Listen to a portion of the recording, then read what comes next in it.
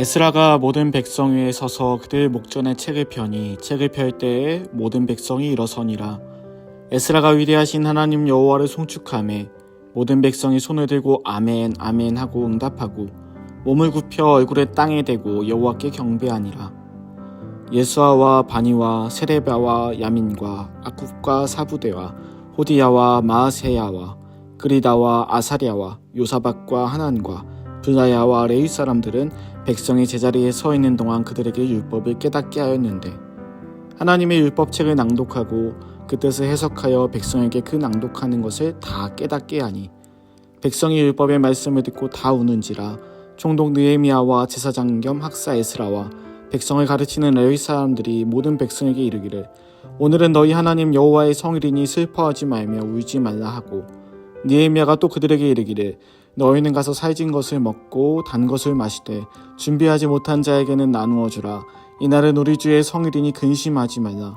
여호와로 인하여 기뻐하는 것이 너희의 힘이니라 하고, 레위 사람들도 모든 사람을 정숙하게 하여 이르기를, 오늘은 성일이니 마땅히 조용하고 근심하지 말라 하니, 모든 백성이 곧 가서 먹고 마시며 나누어 주고 크게 즐거워하니, 이는 그들이 그 읽어 들려준 말을 밝히 알미라. 좋은 아침입니다. 이번 주는 예루살렘 성벽이 완공된 이후의 이야기를 같이 살펴보겠습니다. 예루살렘으로 돌아온 느헤미야의 중요한 첫 번째 목표는 무너진 성벽을 다시 세우는 것이었습니다. 그러나 느헤미야서는 성벽이 완공되는 6장에서 끝나지 않습니다. 오히려 완공 이후에 7장에 걸쳐 새로운 이야기가 나옵니다. 그토록 많은 핍박 속에, 어려움 속에 성실히 지었으면 되었지, 대체 성경은 무슨 이야기를 더 하고 있는 것일까요? 느헤미야에게 있어 성벽 완공만큼이나 중요한 것은 겉만 번지르한 이스라엘이 아니라 내면 또한 충실히 다져진 이스라엘을 세우는 것이었습니다. 그리고 그렇게 백성들의 내면을 세우는 것은 성벽을 쌓을 때 사용하던 벽돌이나 흙이 아니라 말씀을 통해 이루어졌습니다. 5에서 6절입니다. 에스라가 모든 백성 위에 서서 그들 목전에 책을 펴니 책을 펼 때에 모든 백성이 일어서니라. 에스라가 위대하신 하나님 여호와를 송축하매 모든 백성이 손을 들고 아멘 아멘 하고 응답하고 몸을 굽혀 얼굴을 땅에 대고 여호와께 경배하니라. 제사장 에스라는 백성들 앞에 하나님의 말씀을 가져왔습니다. 모든 백성들은 일어나서 에스라의 찬양에 아멘으로 화답하였습니다. 하나님의 말씀을 전심으로 들을 준비가 된 것입니다.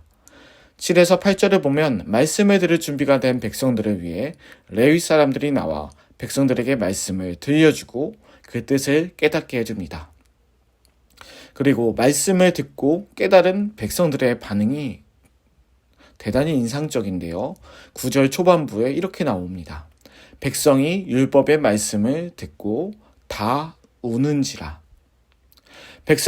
말씀 앞에 전심으로 나온 이스라엘 백성들, 그들은 말씀을 듣고 다 울었습니다.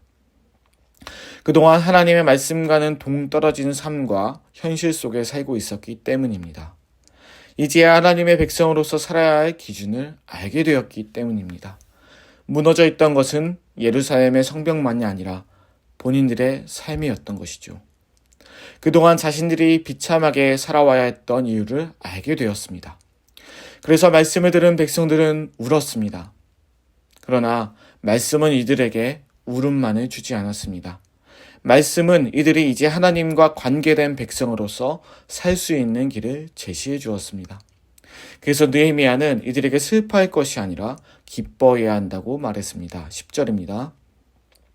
느헤미야가 또 그들에게 이르기를, 너희는 가서 살진 것을 먹고 단 것을 마시되 준비하지 못한 자에게는 나누어 주라.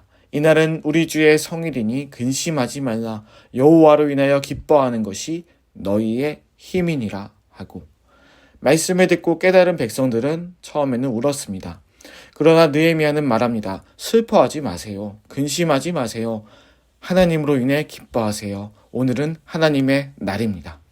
오늘은 우리가 하나님 안에서 행복한 날입니다.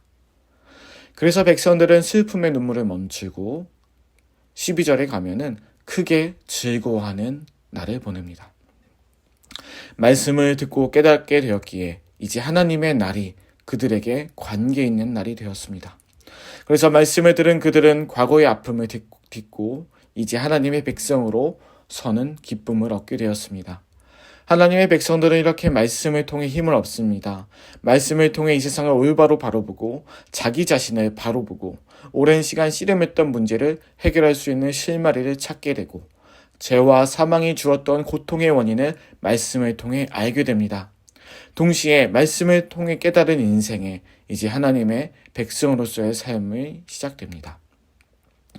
예루살렘 성벽을 다시 세우고 이제 내면을 말씀으로 다시 세우기 시작한 이스라엘 백성들처럼 하나님의 백성들은 하나님의 말씀으로 일어설 수 있습니다.